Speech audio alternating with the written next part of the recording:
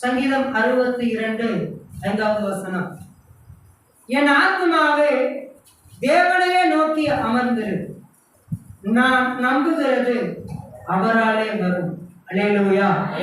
நீதிமொழிகள் 22:19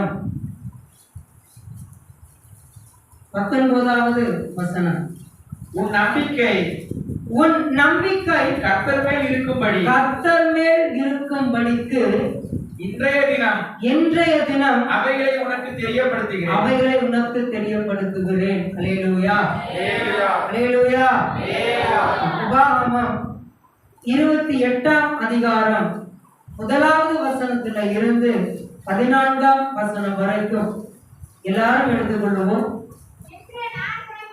என்று நான் உனக்கு விதிக்கிற உன் தேவனாகிய கர்த்தருடைய கட்டளைகளின் படியெல்லாம் செய்ய நீ கவனமாய் இருக்கும்படிக்கு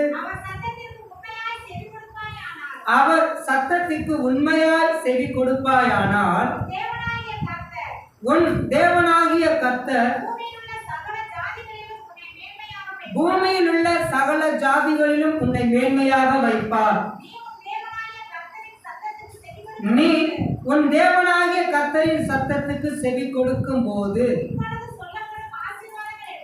இப்பொழுது சொல்லப்படும் ஆசீர்வாதங்கள் எல்லாம் உன்மேல் வந்து உனக்கு பலிக்கும்.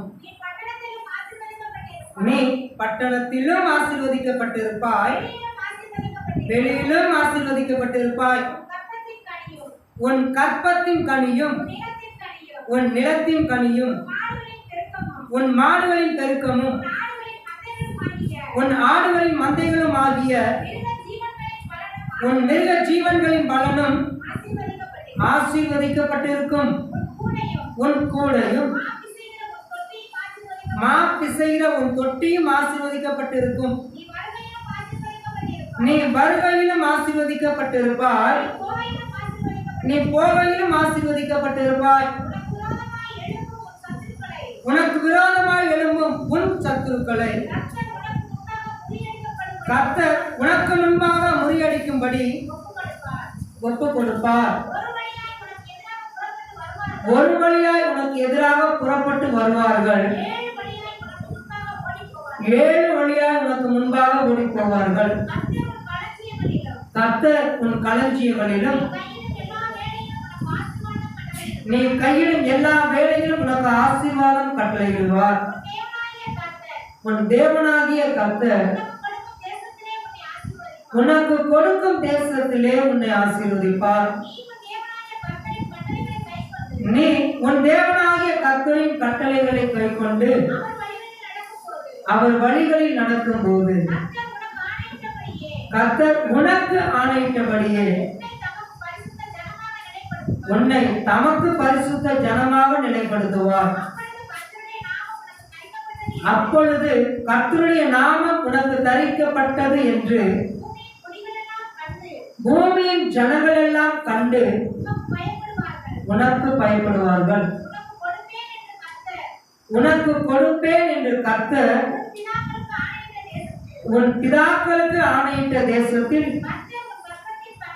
கர்த்தர் உன் கற்பத்தின் கனியிலும் உன் மிருக ஜீவன்களின் பலனிலும் உன் நிலத்தின் கனியிலும் உனக்கு பரிபூரண நன்மை உண்டாக கட்டளையிடுவார். ஏற்ற காலத்தில் உன் தேசத்திலே மழை பெய்யவும் நீ கையிட்டு செய்யும் வேலைகளை எல்லாம் ஆசீர்வதிக்கவும் கர்த்தர் உனக்கு தமது நல்ல பொக்கிஷ சாலையாகிய வானத்தை திறப்பார். நீ அநேகம் ஜாதிகளுக்கு கடன் கொடுப்பாய், நீயோ கடன் வாங்காதிருப்பாய் என்று நான் உங்களுக்கு விதிக்கிற வார்த்தைகள் யாவையும் விட்டு விலகி வேற தேவர்களை சேவிக்கும்படி நீ வலதுபுறம் இடதுபுறம் சாயாமல் என்று நான் உனக்கு விதிக்கிற உன் தேவனாகிய கர்த்தரின் கட்டளைகளை கைக்கொள்ளவும் அவைகளின்படி நடக்கவும் அவைகளுக்கு செவி கொடுத்து வந்தால் கர்த்தர் உன்னை வாழாக்காமல் தலையாக்குவார், நீ கீழாகாமல் மேலாகுவார். அல்லேலூயா. சத்தமா ஸ்தோத்திரம் பண்ணுவோமா? அல்லேலூயா. ஆதியாகமம் 13ஆம் அதிகாரம் 10வது வசனத்தின் பிற்பகுதியை நாம் வாசிப்போம். சோவாருக்கு போம் வழி மட்டும் அது கர்த்தருடைய தோட்டத்தை போலவும் எகிப்து தேசத்தை போலவும் இருந்தது. அல்லேலூயா. அல்லேலூயா. அப்படியே வச்சிடுங்க. அப்படியே கொஞ்சம் நீங்க பாருங்க. கர்த்தர் நல்லவர், கர்த்தர் நம்மை ஆசீர்வதிப்பார். அல்லேலூயா. என் ஆத்துமாவே தேவனையே நோக்கி அமர்ந்திரு, நான் நம்புகிறது அவராலே வரும். அல்லேலூயா. உன் நம்பிக்கை கர்த்தரிலே இருக்கும்படிக்கு இன்றைய தினம் அவைகளை உனக்கு நான் தெரியப்படுத்துகிறேன். இன்றைக்கு தேவ வார்த்தையின் தலைப்பு என்னவென்றால், கர்த்தருடைய தோட்டத்தை போல. கர்த்தருடைய தோட்டத்தை போல. கவனிக்கிறீங்களா? ஆண்டவர் நமக்கு வேதத்துல வார்த்தைகளை கொடுத்திருக்கிறார். அந்த வார்த்தையில ஒரு கட்டளை இருக்கும், ஒரு ஆசீர்வாதம் இருக்கும். இந்த உபாகமம் 28ஆம் அதிகாரம் முதலாவது வசனத்திலிருந்து 14ஆம் வசனம் வரைக்கும் நம்ம வாசித்தோம்ல, அதுல கர்த்தருடைய கற்பனைகளுக்கு நீ கீழ்ப்படிந்து நடந்தால் இப்பொழுது சொல்லப்படும் ஆசீர்வாதங்கள் எல்லாம் உன்னை சேரும், உன்மேல் வந்து பலிக்கும். எதற்காக ஒரு கட்டளையை கொடுத்து அதற்கு பின்பு ஆசீர்வாதத்தை தேவன் வைத்திருக்கிறார்? நீங்க யோசித்து பார்த்திருக்கிறீங்களா? ஆசீர்வதிக்க வேண்டும் என்றால் சும்மா ஆசீர்வதிக்க வேண்டியது தானே நம்ம ஆண்டவர். எதற்காக? ஒரு காரியத்தை செய்ததற்கு பின்பு, ஒரு வார்த்தைக்கு கீழ்ப்படிந்ததற்கு பின்பு அதற்கு பிறகு ஆசீர்வாதத்தை கொடுக்கிறார். ஏன் தெரியுமா? ஆசீர்வாதம் இப்படித்தான் வர வேண்டும் என்று தேவன் ஒரு ஒழுங்கை வைத்திருக்கிறார். அல்லேலூயா. அல்லேலூயா. பரிபூரணமான ஆசீர்வாதம் எனக்கு வேண்டும் என்று நாம் விரும்பினால் நமக்குள் இருக்க வேண்டியது உண்மை. உண்மையுள்ள மனுஷன் பரிபூரண ஆசீர்வாதங்களை என்ன செய்வான்? பெறுவான். அப்ப இந்த உண்மை இல்லாமல் பரிபூரண ஆசீர்வாதம் நமக்கு இருந்தால் அது ஆசீர்வாதத்தை போல ஆசீர்வாதம் அல்ல. அல்லேலூயா. அதை நம்ம புரிந்து கொள்ள வேண்டும். ஏனென்றால் கர்த்தர் நமக்கு சில எந்தெந்த ஆசீர்வாதங்களை நாம் பெற்றுக்கொள்ள வேண்டுமோ அந்தந்த ஆசீர்வாதத்துக்கென்று சில கட்டளைகளை வைத்திருக்கிறார், சில கட்டளைகளை கொடுத்திருக்கிறார். உனக்கு பதிலாக மனுஷர்களையும் உன் ஜீவனுக்கு ஈடாக ஜனங்களையும் தருவேன் என்று ஆண்டவர் என்ன செய்திருக்கிறார்? வாக்கு கொடுத்திருக்கிறார். யாருக்கு? நமக்கு தான் கொடுத்திருக்கிறார். ஊழியக்காரர் என்று என்ன செய்யக்கூடாது? அவனுக்கு ஊழியக்காரர் ஆகும் இல்லையா? ஆண்டவர் சொல்லி இருக்கிறாரு, நீ சீசராக்கினதற்கு பின்பு அவளுக்கு ஞானஸ்தானம் கொடு அப்படின்னு சொல்லி இருக்கிறார். அப்படின்னா என்ன? ஊழியக்காரர் சபைக்கு வருகிற ஜனங்களை ஊழியக்காரர்களாக மாற்ற வேண்டும். அந்த காரியத்தை அவர்களுக்கு என்ன செய்யணும்? கற்றுக் கொடுக்கணும். சபைக்கு வருகிற ஜனங்கள் மற்ற ஜனங்களை சபையில சேர்க்கணும். அது அவங்களுடைய வேலை. சபைக்கு வர்ற ஜனங்களை ஊழியக்காரர்களாக மாற்ற வேண்டியது ஊழியக்காரர்களுடைய வேலை. அல்லேலூயா. அல்லேலூயா. இப்ப நீங்க என்ன செய்யணும்? பக்கத்துல இருக்கிற ஆத்துமாக்களை ஆதாயப்படுத்திக் கொள்வதற்கு நீங்க முயற்சி செய்யணும். இங்கே வருகிற ஜனங்களை சத்தியத்தை சரியாக அறிந்து கொள்ளும் காரியங்கள்ல ஊழியக்காரர்கள் ஜனங்களை என்ன செய்யணும்? நடத்தணும். அல்லேலூயா. அல்லேலூயா. அப்ப ஆண்டவர் சொல்லுகிறார், உனக்கு பதிலாக மனுஷர்களையும் உன் ஜீவனுக்கு ஈடாக ஜனங்களையும் தருவேன் அப்படின்னு சொல்லியிருக்கிறார். இப்ப ஆத்துமாக்களை ஆதாயம் செய்து கொள்வது ஊழியக்காரர்களுடைய வேலை மட்டுமா, இல்ல உங்களுடைய வேலையுமா? சத்தமா சொல்லுங்க. யாருடைய வேலை? நம்மளுடைய வேலை. அப்ப நம்ம என்ன செய்யணும்னா, நீ என் பார்வைக்கு அருமையானபடியினால் உனக்கு பதிலாக மனுஷர்களையும் உன் ஜீவன். ஏசாயா 43ஆம் அதிகாரத்துல இருக்கும். அந்த வசனத்தை எடுத்து வாசிங்கள. எத்தனாவது வசனம்? 4வது வசனம். ஏசாயா தீர்க்கதரிசியின் புஸ்தகம் 43ஆம் அதிகாரம் 4வது வசனம். நீ என் பார்வைக்கு அருமையானபடியினால் என் பார்வைக்கு அருமையானபடியினால் கனம் பெற்றாய். நானும் உன்னை சிநேகித்தேன். ஆதலால் உனக்கு பதிலாக மனுஷர்களையும் உன் ஜீவனுக்கு ஈடாக ஜனங்களையும் கொடுப்பேன். அல்லேலூயா. அல்லேலூயா. கர்த்தர் இங்க இருக்கிறார் என்று எத்தனை பேர் விசுவாசிக்கிறீங்க? அல்லேலூயா. நம்ம ஆண்டவர் இங்க இருக்கிறாரா? பார்க்க முடியவில்லை என்று நினைக்கிறீங்களா? நம்ம ஆண்டவர் என்ன செய்கிறார்? இருக்கிறார். அவர் உலாவிக் கொண்டு இருக்கிறார். நம்மை அவர் பார்த்து கொண்டு இருக்கிறார். நம்மை அவர் கவனித்துக் கொண்டு இருக்கிறார். அல்லேலூயா. அதை நம்ம என்ன செய்யணும்?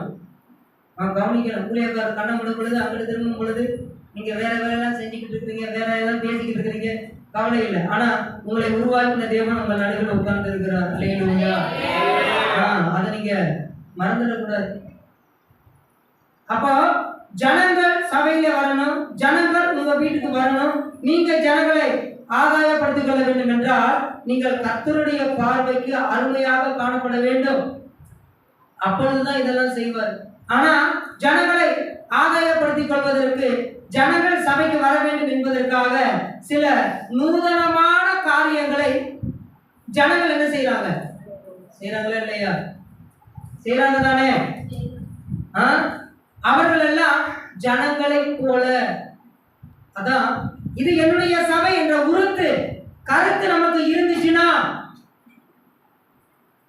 இந்த சபைக்காக அவர்கள் நீண்ட நேரம் ஜெபம் பண்ணுவாங்க. இன்னும் என்னென்ன காரியமோ இந்த சபை எனக்காக கொடுக்கப்பட்டு இருக்கிறது என்ற ஒரு உணர்வு நமக்கு இருந்துச்சுன்னா, இந்த சபை ஆசீர்வதிக்கப்படணும், இந்த சபை இன்னும் வளர்ச்சி அடையணும் அப்படிங்கிறதுக்காக அவர்களுடைய செயல்பாடுகள் எல்லாமே கர்த்தருடைய பார்வைக்கு அருமையாக இருக்கும். அல்லேலூயா. அப்ப ஜனங்களினால் சபையை நிரப்புவார். ஆசீர்வாதத்தினால் தேவன் நம்மளை என்ன செய்வார்? நிரப்புவார். உண்மையாக வாழ்ந்தால் இந்த இடத்துல நீ செலவழித்ததையும் உன்னால திரும்பி பெற முடியாதுப்பா அப்படின்னு உலகத்துல இருக்கிறவங்க சொல்லுவாங்க. இல்ல, என் ஆண்டவர் சொல்லி இருக்கிறார், நான் உண்மையாக இருந்தால் மட்டுமே பரிபூர்ணமான ஆசீர்வாதத்தை சுதந்திரித்துக் கொள்ள முடியும் என்று. அல்லேலூயா. அல்லேலூயா. தவறான வழியில இந்த உண்மை காணப்படாமல் நம் வாழ்க்கையில் பல பரிபூர்ணமான ஆசீர்வாதங்கள் இருந்தால் அது ஆசீர்வாதங்கள் அல்ல, ஆசீர்வாதத்தை போல. அந்த ஆசீர்வாதத்தை போல இருக்கிற அந்த ஆசீர்வாதத்தினால் நம்மளுக்கு பிரயோஜனம் இல்லையா? பிரயோஜனமே இல்லை. கஷ்டம்தான், நஷ்டம்தான், பிரச்சனை தான். நம்ம கவனமா இருக்கணும். அல்லேலூயா. அல்லேலூயா. ஆதியாகமம் 12ஆம் அதிகாரம். ஆதியாகமம் 12ஆம் அதிகாரத்துல 2வது வசனத்தை வாசிக்கிறேன். நான் வாசிக்கிறேன், நான் எடுத்து வச்சிருக்கிறேன். நான் உன்னை பெரிய ஜாதியாக்கி உன்னை ஆசீர்வதித்து உன் பேரை பெருமைப்படுத்துவேன், நீ ஆசீர்வாதமாக இருப்பார். அல்லேலூயா. இது ஆபிரகாமுக்கு தேவன் வாக்கு கொடுத்தார். அந்த நிலைமையில ஆபிரகாம் எப்படி இருந்திருக்கிறாரு? பிள்ளை இல்லாம இருந்திருக்கிறார். அல்லேலூயா. ஆதியாகமம் 15ஆம் அதிகாரம் 4வது வசனம். அப்பொழுது கர்த்தருடைய வார்த்தை அவனுக்கு உண்டாகி, இவன் உனக்கு சுதந்திரவாளி அல்ல, உன் கற்ப பிறப்பாய் இருப்பவனே உனக்கு சுதந்திரவாளியாவான் என்று சொல்லி. அல்லேலூயா. ஆண்டவர் ஆசீர்வதிக்கும் பொழுது அப்ப ஆபிரகாம் சொல்றாரு, எனக்கு பிள்ளை இல்ல, என் வீட்டுல இருக்கிற இவனை நீங்க என்ன செய்யுங்க?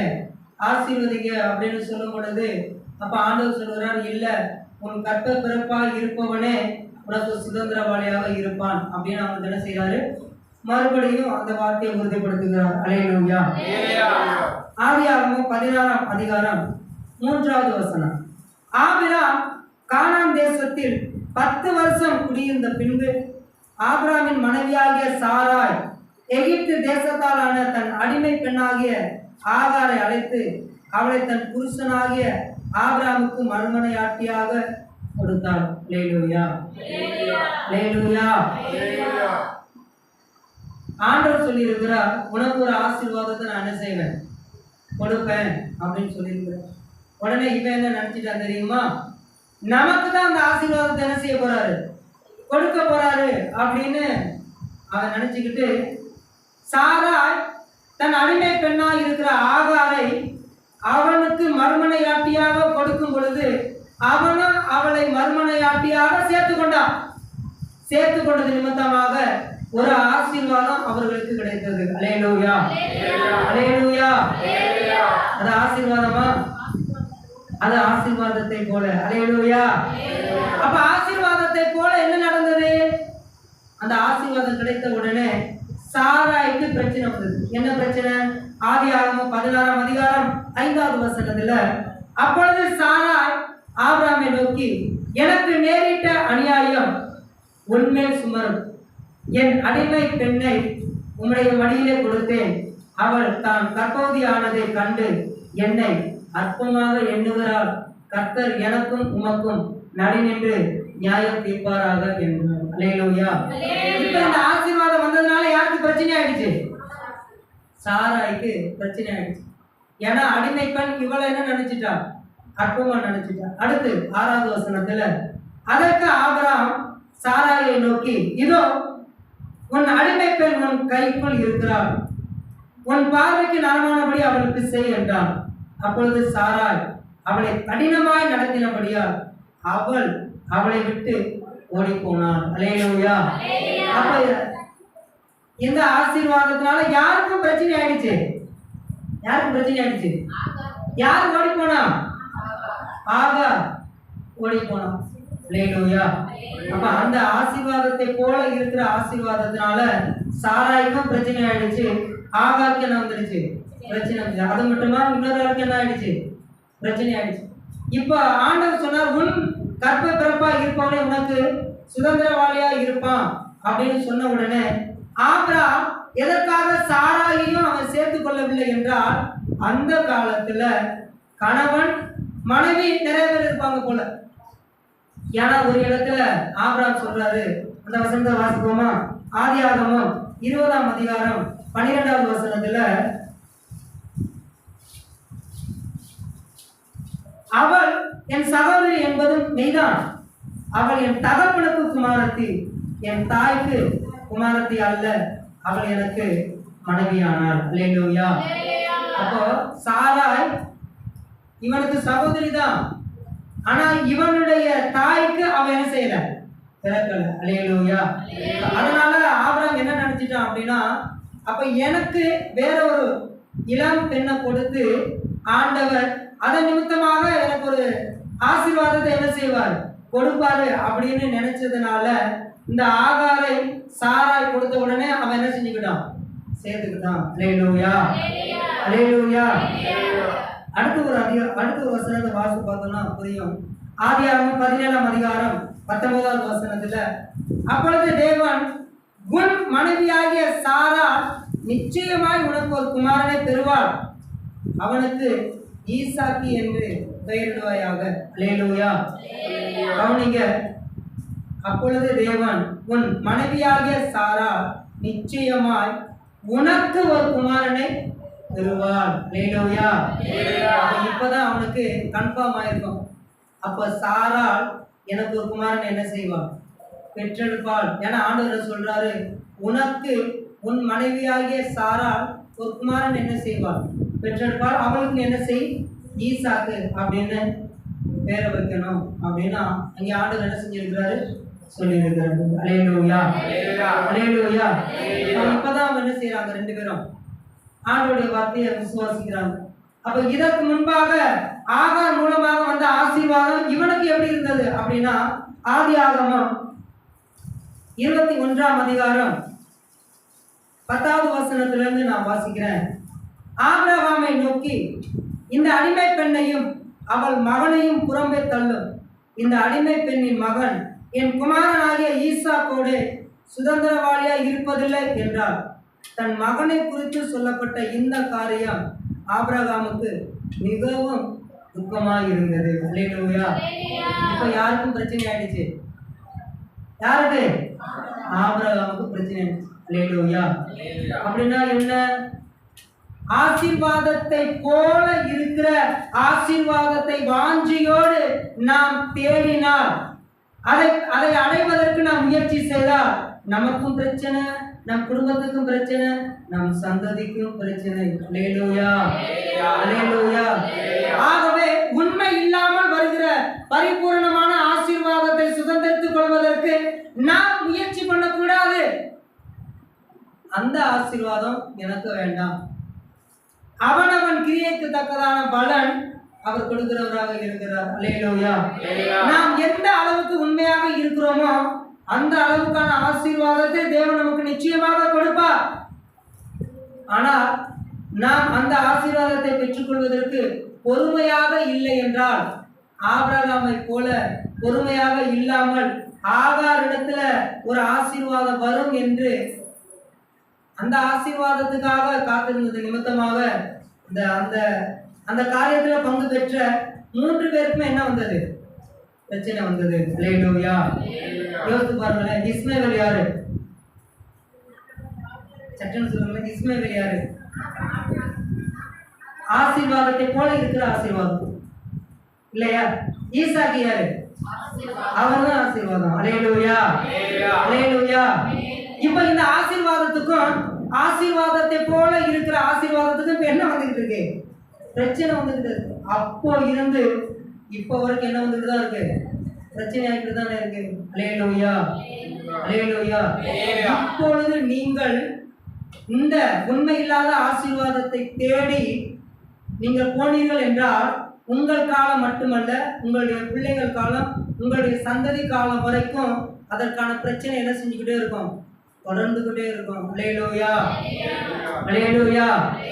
ஆதாமுக்கு கர்த்தர் ஒரு ஆசீர்வாதத்தை கொடுத்தாரு, நிறைய ஆசீர்வாதத்தை கொடுத்தாரு. ஆதாமுக்கு நிறைய ஆசீர்வாதத்தை கொடுத்தாரு. ஆனா ஒரே ஒரு ஆசீர்வாதத்தை மட்டும் நீ அதை டச் பண்ணாத அப்படின்னு சொன்னார். அதை என்ன செய்யாத, தொடாத, புசிக்காத அப்படின்னு சொன்னார். ஆனா இவனுக்கு அநேக ஆசீர்வாதங்கள் இருந்ததை விட்டுட்டு அந்த ஒரு ஆசீர்வாதத்தை சுதந்திரத்துக் கொள்வதற்கு இவன் என்ன செஞ்சுட்டான்? முயற்சி பண்ணிட்டான். அந்த பழத்தை பறித்து அவன் என்ன செஞ்சிட்டான்? சாப்பிட்டான். அல்லேலூயா. அல்லேலூயா. இப்போ இஸ்ரவேலர், இஸ்மவேலர், இவங்க 2 பேருக்கு என்ன வந்துகிட்டு இருக்கு?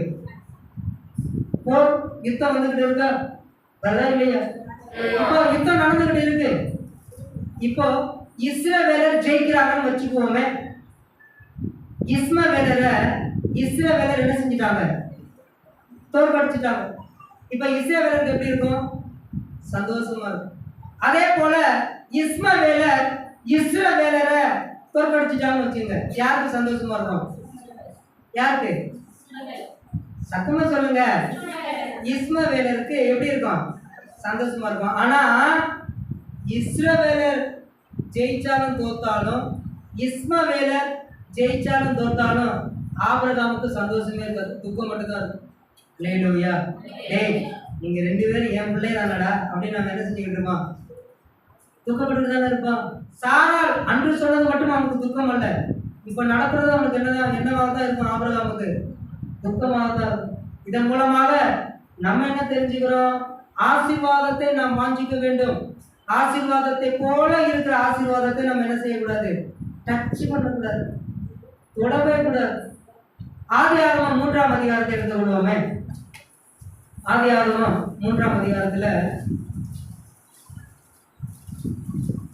6வது வசனம். அப்பொழுது ஸ்திரியானவள், அந்த விருட்சம் புசிப்புக்கு நல்லதும் பார்வைக்கு இன்பமும் புத்தியை தெளிவிக்கிறதற்கு இச்சிக்கப்படத்தக்க விருட்சமுமா இருக்கிறது என்று கண்டு அதன் கனியை பறித்து புசித்து தன் புருஷனுக்கும் கொடுத்தால் அவனும் புசித்தான். அல்லேலூயா. அல்லேலூயா. இப்போ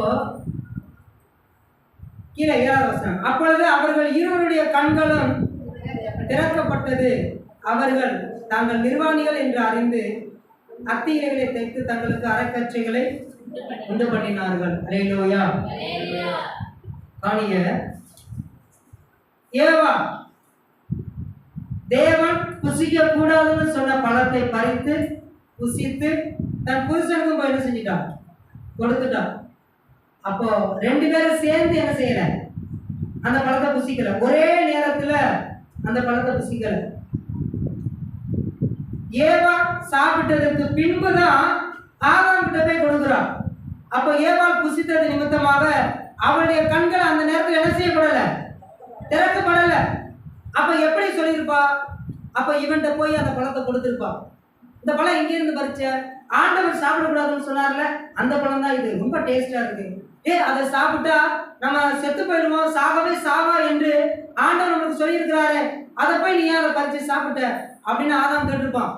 அப்ப அவ சொல்லியிருப்பா, அட சும்மாங்க, அதை நம்மளை பயமுறுத்துறதுக்காக ஆண்டவர் என்ன செஞ்சிருக்கிறாரு, சொல்லி வச்சிருக்கிறாரு, இதான் நான் சாப்பிட்டேன், நானே செத்தா போனேன், எனக்கு எதுவுமே நடக்கலையே அப்படின்னு ஏவாள் ஆதாம் கூட என்ன செஞ்சிருப்பான் சொல்லுங்க. என்ன நான் மட்டும் தான் இங்க இருந்தேன்னா? ஏன்னா அவன் இந்த பழத்தை சாப்பிட்ட உடனே ஏவாளுக்கு கண்கள் திறக்கப்பட்டு இருந்தா ஆதாமை பார்க்காம அவன் ஓடி இருப்பா. ஏன்னா அவன் நிர்வாணி என்று அவள் என்ன செஞ்சிருப்பான், தெரிஞ்சிருக்கும், தன்னை மறைத்துக் கொள்வதற்காக ஒளிந்திருப்பா. அப்ப இவன் கேட்டிருப்பான், ஏன் என்னை பார்த்து நீ ஓடுற? இல்ல நான் நிர்வாணியா இருக்கிறேன். எப்படி உனக்கு நிர்வாணம் தெரியும்? நானும் அப்படிதான் இருக்கிறேன், எனக்கு ஒன்றும் அப்படி தெரியலையே. இல்ல இல்ல நான் அப்படிதான் இருக்கிறேன். எப்படி நடந்தது? ஆண்டவர் சொன்ன பழத்தை நான் சாப்பிட்டேன். அப்ப சாப்பிட்டதுனால நீ நிர்வாணியா இருக்கிற உனக்கு தெரியுதா? அப்ப நான் என்ன செய்ய மாட்டேன், சாப்பிட மாட்டேன்.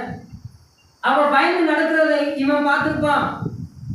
அப்ப இவன் அந்த பக்கமே என்ன செஞ்சிருக்க மாட்டான், ஓய்ந்திருக்க மாட்டான். அல்லேலூயா, அல்லேலூயா. அப்ப இவ சாப்பிடும் பொழுது இவனுடைய கண்கள் திறக்கப்படல.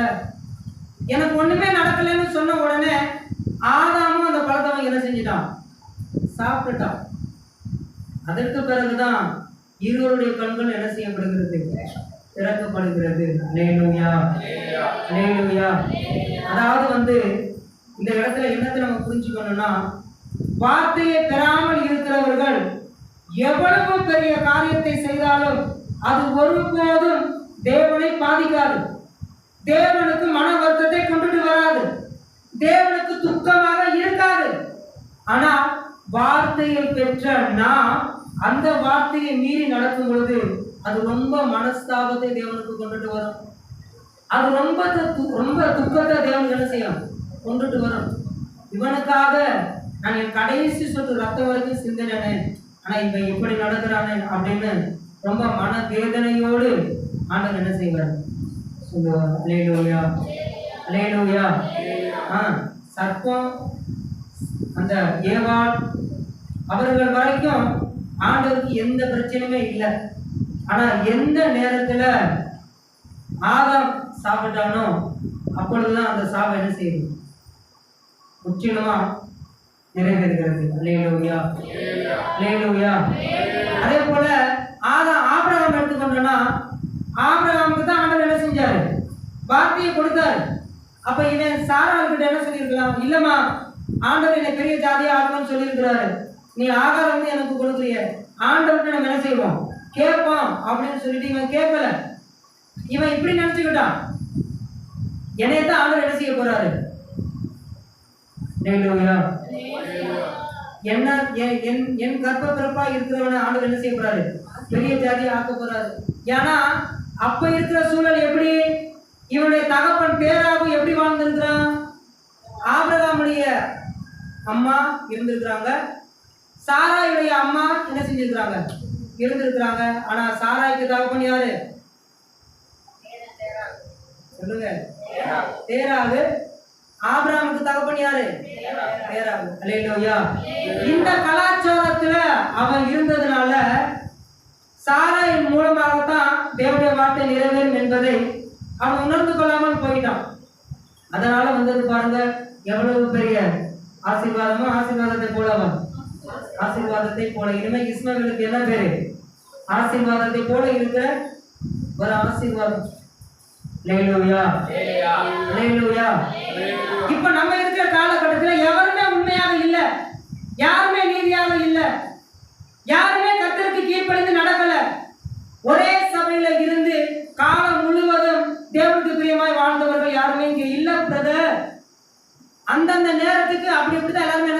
இருக்கிறாங்க, நடந்துகிட்டு இருக்கிறாங்க. நீங்க சொல்றீங்களா?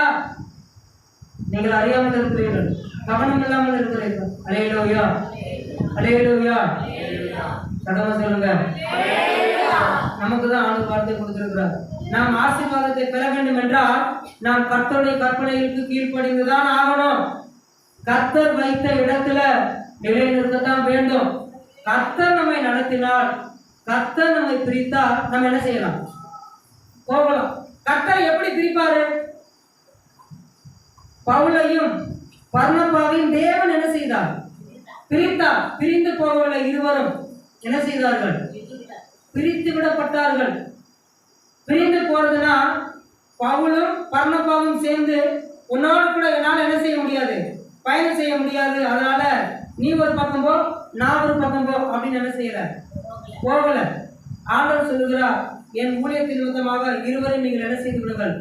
பிரித்து. ஊழியத்தின் நிமித்தமாக சபையை விட்டு போகலாம். பெண் பிள்ளைகளாக இருந்தால் திருமணமாகி ஊழியக்க ஆவிக்குரிய தகப்பனுடைய அனுமதியோடு வேறொரு சபைக்கு என்ன செய்யலாம்? போகலாம். அதே போல வேலை நிமித்தமா, சூழ்நிலை நிமித்தமா ஆவிக்குரிய தகப்பனுடைய அனுமதியோடு வேறொரு இடத்துக்கு என்ன செய்யலாம்? போகலாம். ஆனா இங்கே சில பிரச்சனைகள் சரியில்லை. அது சில காரியங்களை காரணம் காட்டி இங்கே இருந்து போனால் அவர்களுக்கு அநேக ஆசீர்வாதங்கள் கிடைக்கும். அநேக ஆசீர்வாதங்கள் இருக்கிறது. முன்பை காட்டிலும் இப்பொழுது நான் நன்றாக இருக்கிறேன், சமாதானமா இருக்கிறேன், சந்தோஷமா இருக்கிறேன். அது எல்லாம் சமாதானத்தை போல, சந்தோஷத்தை போல. அதற்கான பிரச்சனை இனிமேல் தான் ஆரம்பமாகும். அல்லேலூயா. அவர்களுக்கு, அவருடைய குடும்பத்துக்கு, அவருடைய சந்ததிக்கும் அது எப்படி இருக்கும்? தொடரும். அல்லேலூயா, அல்லேலூயா. ஆசீர்வாதத்தை போல, ஆசீர்வாதத்தை போல. நம்ம நேரடியா ஆண்டவர்கிட்ட சொல்லியிருக்கலாம். ஆதாம் ஏவாள் நேரடியாக ஆண்டவரை இப்படி நாங்கள் தப்பு பண்ணிட்டோம், இப்படியெல்லாம் எங்க வாழ்க்கையில நடக்குது அப்படின்னு என்ன செஞ்சிருக்கலாம்? சொல்லியிருக்கலாம். அதை அவர் என்ன செய்யல? சொல்லல. இந்த ஆபிரகாம் சாரா எனக்கு இப்படி ஒரு ஆலோசனை கொடுக்குறாளே, நான் அதை கேட்கலாமா கேட்க வேண்டாமா அப்படின்னு அவன் என்ன செஞ்சிருக்கலாம்? ஆண்டவர்கிட்ட கேட்டுக்கலாம். அவர் என்ன செய்யல? கேட்கல. அல்லேலூயா, அல்லேலூயா. அப்போ தன் பிள்ளையை குறித்து சாரா சொன்னதை கேட்டு எனக்கு ரொம்ப துக்கம். அப்ப ஆண்டவர்கிட்ட இப்ப போறான். அதாவது ஒரு காரியத்தை செய்வதற்கு முன்பு எதையோ ஒன்றை நாம் செய்ய போறோம் என்றால் அப்பொழுது தேவனிடத்துல கேட்கறது இல்லை. ஏன்னா ஆண்டவர் வேண்டாம்னு சொல்லிட்டாருன்னா நீ ஆகாரம் என்ன செய்ய வேண்டாம், திருமணம் பண்ண வேண்டாம், நீ வெயிட் பண்ணு அப்படின்னு ஆண்டவர் சொல்லியிருந்தாருன்னா இவனால என்ன செஞ்சிருக்க முடியாது. அப்படி ஏதாவது சொல்லி விடுவாரோ நான் நினைக்கிறேன். அதனால தான் ஆண்டவர் என்ன செய்யல, சொல்லல. நாம் ஏன் இந்த காரியத்தை செய்வதற்கு முன்பாக தேவனிடத்துல போய் சொல்வது இல்லை என்றால், ஆண்டவர் வேண்டாம் என்று சொன்னால் நம்ம என்ன செய்ய முடியும்? சரி பரவாயில்ல, சொல்ல வேண்டாம். இப்ப பிரச்சனை ஆயிடுச்சு. அப்ப அந்த பிரச்சனை நீங்க தான் என்ன செய்யணும்? சமாளிக்கணும். இப்ப பிரச்சனை வந்ததுக்கு பிறகு ஆபிரகாம் தேவனிடத்துல போறார். அப்ப ஆண்டவர் சொல்றாரு, உன் பிள்ளையை குறித்து சொன்னதை குறித்து என்ன செய்யாத, கவலைப்படாத. சாரா உனக்கு என்ன சொல்றாளோ அதன்படி நீ என்ன செய் அப்படின்னு சொல்லிட்டார். அல்லேலூயா, அல்லேலூயா. அப்படின்னா என்ன அர்த்தம்? சாரா பேச்சை கேட்டுதானே நீ போன. இப்பவும் சாரா என்ன சொல்றாளோ அதன்படி என்ன செஞ்சிடு. அப்பதான் அது ஈக்குவல் ஆகும். ஒரு காரியத்தை என்னை கேட்காம செஞ்சுட்ட, இப்ப அதன் நிமித்தமாக ஒரு பிரச்சனை வருது. என்னை கேட்காம அந்த பிரச்சனையை என்ன செஞ்சிடு, சால்வ் பண்ணிடு. இதை நம்ம எல்லா காரியத்துக்கும் இதை நம்ம பொருத்தி பார்க்கலாம். ஆண்டவர் இதை நான் செய்யலாமா செய்யக்கூடாதா, இதை நான் பண்ணலாமா பண்ணக்கூடாதா அப்படின்னு கேட்டதுக்கு பிறகு பண்ணலாம். தாவீது இதுக்கு ரொம்ப உதாரணமா நம்ம எடுத்துக்கலாம். தாவீது எங்கே போனாலும் அவர் என்ன செய்வாரு, நான் இங்கே புறத்து போகலாமா, நான் போனா அவங்கள மேற்கொள்ள வேணாம், அவர்களே என் கையில ஒப்பு கொடுப்பீரா அப்படின்னு சொல்லிட்டு எந்த காரியத்தை செய்தாலும் தாவீது யார்கிட்ட கேட்டுக்கிட்டு இருந்திருக்கிறார்? ஆண்டவர்கிட்ட கேட்டுட்டு போனா அதை நிமித்தம் ஆண்டவர் நீ போ, உனக்கு ஜெயம் கிடைக்கும் அப்படின்னு சொன்னாரு. நீ போ, அவனை உன் கையில் நான் என்ன செய்வேன், ஒப்பு கொடுப்பேன் அப்படின்னு சொன்னாரு. அதே மாதிரி நடந்தது. அவன் ஜெயத்தோட என்ன செஞ்சுட்டு வந்தான், திரும்பி வந்தான். அல்லேலூயா, அல்லேலூயா. தாவீதுக்கு ஒரு பிரச்சனை வந்தது. யார் தெரியுமா? பத்சேபா. அவன் இடத்துல போகும்போது இவன் என்ன செய்யல, கேட்கல தானே. அப்ப நடந்தது என்ன? சாலமோனுக்கு முன்னாடி ஒரு குழந்தை பிறந்து என்ன செஞ்சிடுச்சு, இறந்துடுச்சு. அதோட முடிஞ்சிச்சா? அண்ணன் தங்கச்சியை தகாத விடமா என்ன செஞ்சுட்டான், நடந்துக்கிட்டான். அல்லேலூயா. அதுக்கு ஏதாவது தாவீது பேசினானா? நான் செய்தது இப்பொழுது என்ன செஞ்சுக்கிட்டு இருக்கிறோம், நடந்துகிட்டு இருக்கிறோம். அல்லேலூயா.